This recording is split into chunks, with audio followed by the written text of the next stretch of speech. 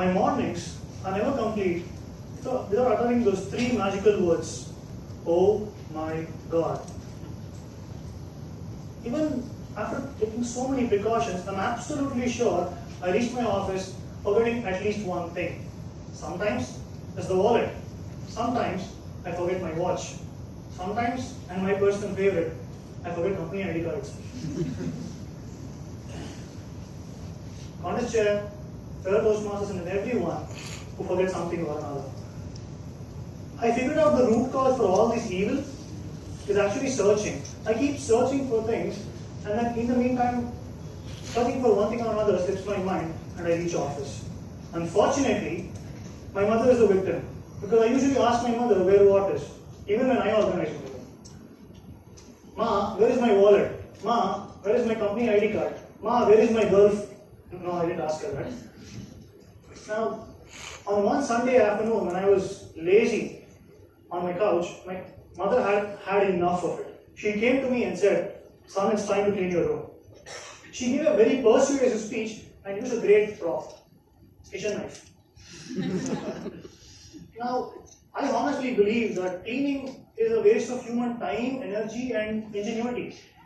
But the knife was sharp. So I went back to clean my room. And as I cleaned my room and completed it, she came back to me and asked me to do something even more horrifying. "I want you to clean the attic." Ma, but that's a job for archaeology department. That thing has not been cleaned in ages. But again, the knife was sharp. So I went back to cleaning the attic. And as I started, the first things which greeted me were dust and cobwebs. At one point, I thought I was in a set of Indiana Jones movie. After going through so many cobwebs, I finally found my 10th grade books, which were at least 10 years old. Damn, I feel old. Okay.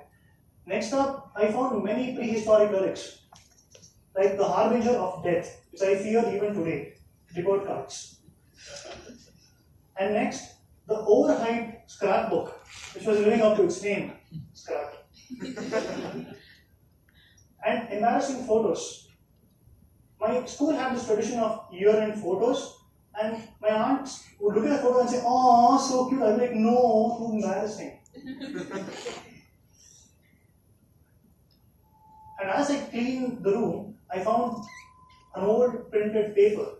You see, back in the day, printed paper was a rare commodity. This took me back to 6th grade. I was having fun at school, loafing around and completing some extracurricular activities. Around this time, I was introduced to the concept of timetable, where time was budgeted carefully into regular, recurring, routine tasks to make your life easy. But I hated it. You see, I found solace in chaos.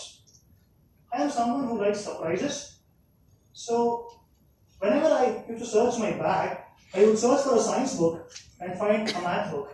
Surprise. Whenever I used to search for a Hindi book, I would find Kannada book.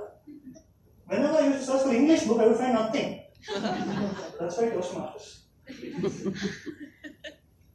And I simply couldn't fathom the need for timetable, because my day was the same every day.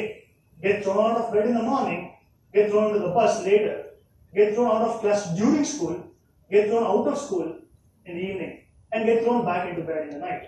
So why did I need timetable? But have you ever had this song stuck in your mind forever, which keeps repeating itself over and over? For me, the timetable was that song. It kept on repeating in my mind. Needless to say, as I reached my home that day, my mother asked me the most important question in my life. What's for breakfast tomorrow? You see, she let me choose, because I used to trouble her otherwise. And she was a working employee as well. So she at least didn't have to make that choice. But as a 6th grader, having too many choices is a bit of a challenge. And I hated challenges. Later that day, as I sat down to study math, I learned the most important thing. Minus into minus is plus. If two negative things can come together and make something positive, what would happen if I took the two things which I hated and I put them together? So I took time timetable, I took all my food choices, put them together. I sat with my mother that day and got to know that she was busy on Mondays, Wednesdays, and Thursdays. So we carefully chalked out a plan, giving her 2 to 3 options every day to make for breakfast. And thus, the food table was born. Yes, it's a thing, and patent is still pending. After that, for 15 years, I never had to answer that question of what was up for breakfast the next day. Of course, in all fairness, the food table has gone through multiple changes, but still the concept remains today. And as I saw the printed paper, I crumpled it and threw it away. And I completed cleaning the attic. As I was about to crash, my boss called. Jay, I'm sorry to call you on a Sunday, but where is this piece of information I'm looking for?